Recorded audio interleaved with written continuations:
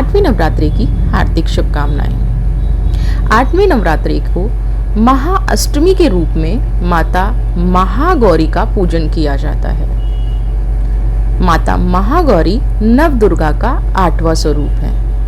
ऐसा माना जाता है कि जिन लोगों के विवाह में देरी हो रही होती है या विवाह संबंधी कोई दोष है, माता महागौरी की पूजा करने से वो दोष तुरंत समाप्त होता है और माँ गौरी की उपासना करने से शीघ्र ही विवाह संपन्न होने के योग बनते हैं।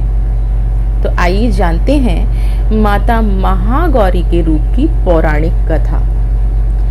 पौराणिक कथाओं के अनुसार माँ पार्वती ने भगवान शिव को पाने के लिए कठिन तपस्याएं की थी। हजारों वर्ष तक माता ने अन्न जल सब त्याग दिया था, जिससे उनका शरीर जीर्ण हो चुका था। माता की तपस्या से प्रसन्न होकर भगवान भोलेनाथ ने उन्हें पत्नी रूप में स्वीकार कर लिया था और गंगा जल उन पर डालकर उनको अत्यंत कांतिमान बना दिया था। पार्वती के स्वरूप को महागौरी कहा जाता है। मान्यता है कि इस स्वरूप की विधिवत पूजा करने से सौंदर्य की प्राप्ति होती है, हर घर में सुख समृद्धि का वास होता है। महागौरी के वर्ण को लेकर एक अन्य कथा भी है, जिसके अनुसार माँ को अपने ये रूप ब्रह्मा जी से आशीर्वाद में मिला था। कालरात्रि के रूप में जब माँ ने सभी राक्षसों का वध किया, उसके बाद भोलेनाथ ने देवी पार्वती को काली कहकर चिढ़ाया। इस पर माता ने उत्तेजित होकर ब्रह्मा जी को अपनी कड़ी तपस्या और ब्रह्मा जी ने देवताओं के साथ हो रहे अत्याचारों को याद दिलाया।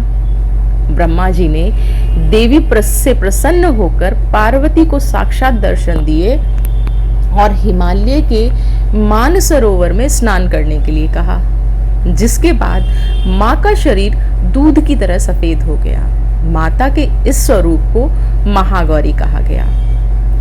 माता महागौरी के स्वरूप में बहुत ही उज्ज्वलता, कोमलता, श्वेत वर्ण और श्वेत वस्त्रधारी देवी के हाथ में त्रिशूल और अपने एक हाथ में डमरू लिए हुए नीचे वाला हाथ अभय मुद्रा में किए हुए हैं।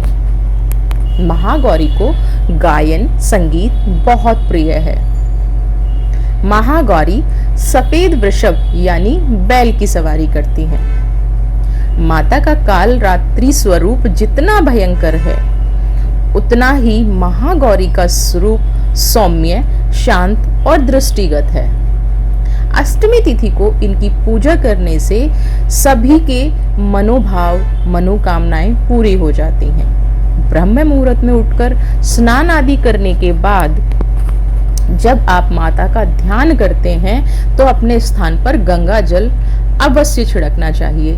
देसी घी के 5 दीपक महागौरी की पूजा करते वक्त अवश्य ही जलाने चाहिए और ओम देवी महागौरी नमः इस मंत्र से माँ गौरी की उपासना करनी चाहिए। माता महागौरी को सफेद पुष्प और नारियल अर्पित करने से माता स्वतः ही बहुत जल्दी प्रसन्न होती हैं। अष्टमी के दिन आपको गुलाबी रंग के वस्त्र भी पहनने चाहिए। माता महागौरी आप सबके जीवन पर कृपा बनाए रखें। जय महागौरी।